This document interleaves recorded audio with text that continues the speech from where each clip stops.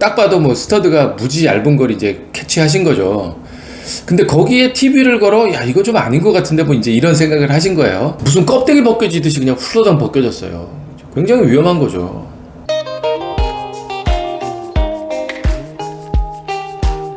지난번에 이 영상을 통해서 경량벽체 관련된 내용 말씀드렸잖아요. 그러니까 뭐 골조나 시멘트 벽돌로 된 벽이 아닌 석고보드 같은 이런 건식 재료로 만든 벽, 이걸 경량벽체라고 하는데, 정수기 설치하는 기사분이 잘못 설치해가지고 저렇게 경량벽체 속으로 물이 이제 잘못 빠진 거예요. 그래서 한 달 만에 발견이 됐고, 벽에 곰팡이가 쓸고 철물은 저렇게 녹이 슬어버린 뭐 이런 내용이었었는데, 저 가운데 있는 철물 저걸 보시고 질문을 또 해주셨어요. 꼬리에 꼬리를 무는 꼬꼬무 우리건설 이야기가 됐습니다, 오늘. 네, 보면 석고보드로 된 경량벽에 벽걸이 TV를 설치할 때 보면 자석으로 스터드의 위치를 찾고 거기에 TV 브라켓을 고정을 해서 시공을 하던데, 저 얇은 철골로 거의 뭐 50kg의 하중을 버틸 수 있는지요?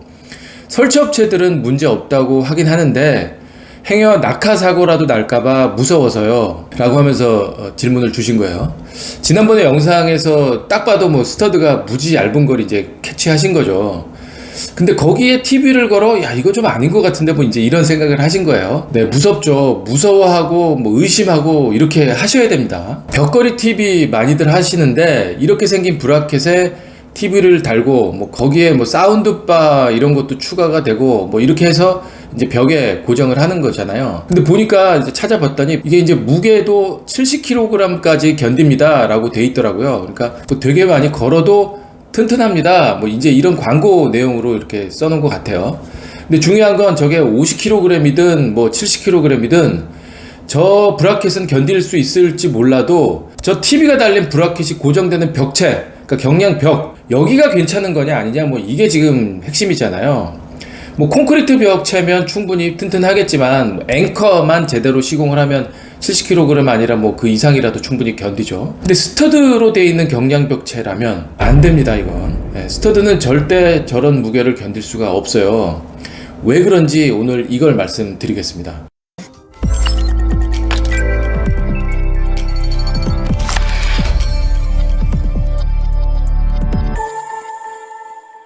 이게 지난번 영상에서도 보여드린 경량벽체에 들어가는 스터드 사진이에요. 이렇게 이제 벽이 서는 자리에 세워놓고 그 양쪽으로 석고보드 2장씩, 여기 2장, 여기 2장 이렇게 이제 붙인다 그랬어요. 저 스터드의 KS 제품, 이게 이제 두께가 얼마냐면 0.8mm예요. 1mm가 안 되는 0.8mm인 거예요. 그러니까 나사나 앵커로 이 철판에 구멍을 뚫고 어떤 중량물을 고정을 했을 때 하중으로부터 안정성을 보장해 줄 만한 단면이나 두께가 전혀 못 된다라는 거죠. 그래서 어떻게 하느냐, 현장에서는 벽걸이 TV가 설치되어져야 하는 위치의 벽이 경량벽이야. 그러면 벽걸이 TV의 하중을 받아줄 수 있도록 사전에 보강을 해줘야 돼요. 이렇게요. 바닥에서 700 높이의 9T짜리 합판으로 900에 900 크기로 여기에 부착하시오, 이렇게 돼 있어요. 아까 벽이 있으면 석고보드 양쪽에 2장씩 붙인다 그랬잖아요. 그러니까 안쪽에 첫 장 자리에 저 위치에 아까 석고보드를 따내고 합판을 붙이는 거예요. 그리고 두 겹 위치엔 석고보드 붙이는 거고, 이런 식으로 별도 보강을 해놔요. TV뿐만 아니라 주방 가구 상부장이 걸리는 그 시공목 자리, 상부장에서의 하중을 고스란히 받아주는 이 시공목, 이게 굉장히 중요한 구조목이다라고 말씀드렸잖아요. 그러니까 힘을 받을 수 있도록 보강이 되어져 있어야 된다라는 거죠. 렌지 후드 자리, 에어컨 자리 다 마찬가지예요. 경량벽체에 무게가 실리는 뭔가가 붙게 된다면 그 해당 위치에 일정한 크기로 보강을 저렇게 해야 된다. 이게 실제 현장의 지침이에요. 얼마의 두께짜리 합판을 얼마의 크기로 어느 위치에, 이렇게 정확하게 나와 있어요. 전기박스 위치까지 어떻게 고정해라, 뭐 이런 것까지 다 자세하게 지침화되어 있을 정도예요. 왜? 그냥 하면 힘을 전혀 못 받으니까. 합판으로 해놓으면 그 합판의 어느 위치에 박히더라도 이 합판 전체에 마찰력으로 이 설치되는 물체의 하중을 견디게 하려고 기존 구조체에 철물을 박아서 하중을 견디게 해주는 걸 앵커라고 하잖아요. 이 앵커가 잘못되었을 때 어떤 일이 벌어지는지 한번 보시죠. 오늘 9시 뉴스는 정말 안타깝기 그지없는 판교 환풍구 사고 속보부터 집중적으로 전해드립니다. 1m 아래에 있는 콘크리트 바닥에 떨어져 큰 화를 면했지만 나머지 25명은 환풍구 안으로 떨어졌습니다. 환풍구 안으로 떨어진 관람객들은 약 19m를 낙하해 지하 4층 주차장 바닥에 떨어졌습니다. 이게 기존 콘크리트 구조물에 설치한 앵커가 빠지면서 발생한 대형 사고예요. 앵커는 구조적으로 봤을 때 두 가지 정도로 분류가 되는데, 이렇게 기계적으로 안에서 벌어지면서 힘을 받는 이런 타입, 그 다음에 본드처럼 화학적으로 달라붙어서 힘을 받는 타입, 이렇게 이제 두 가지로 구분을 하는데, 어떤 거가 됐건 기존 구조체에서 얘가 박힌 상태에서 이게 빠지지 않도록, 이렇게 빠지지 않게 해서 하중을 받아주는 게 이게 이제 앵커의 존재의 이유거든요. 그래서 앵커는